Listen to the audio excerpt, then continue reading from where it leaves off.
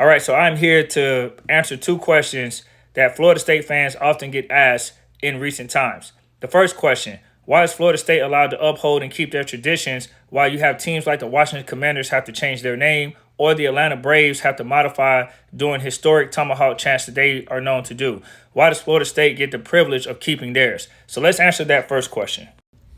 All right, so I just flipped my camera around, and here's a question in an article. Here's the link to this article. So I'm not going to read the entire article. Make sure you hit stop, by the way, if you want to get this link and write it down, copy and paste it, put it in your browser. There's the link.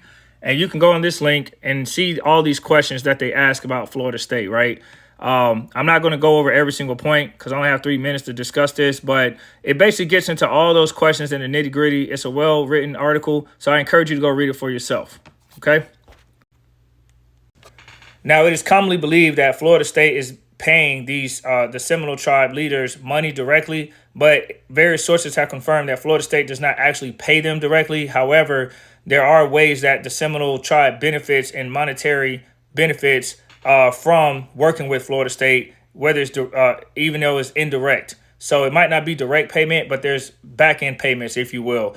So that answers that. Now, the second one: is the warchant / tomahawk chop offensive? Well, let's take a look at another one.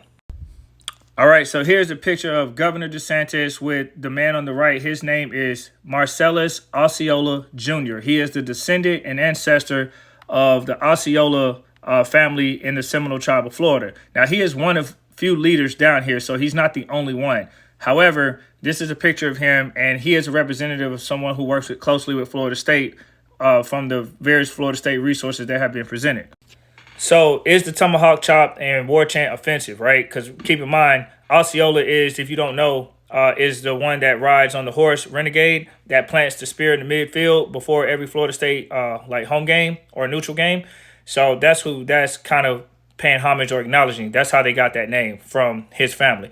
Now, be mindful, a leader in a position of power who might receive monetary benefits indirectly, although not directly from the university, is not a spokesperson for the entire community. We all know that when leaders work with politicians, there's a big history of leaders just taking money for themselves or certain people around them in their family and not doing it for the greater good of the community. We've seen that happen in history so much, right?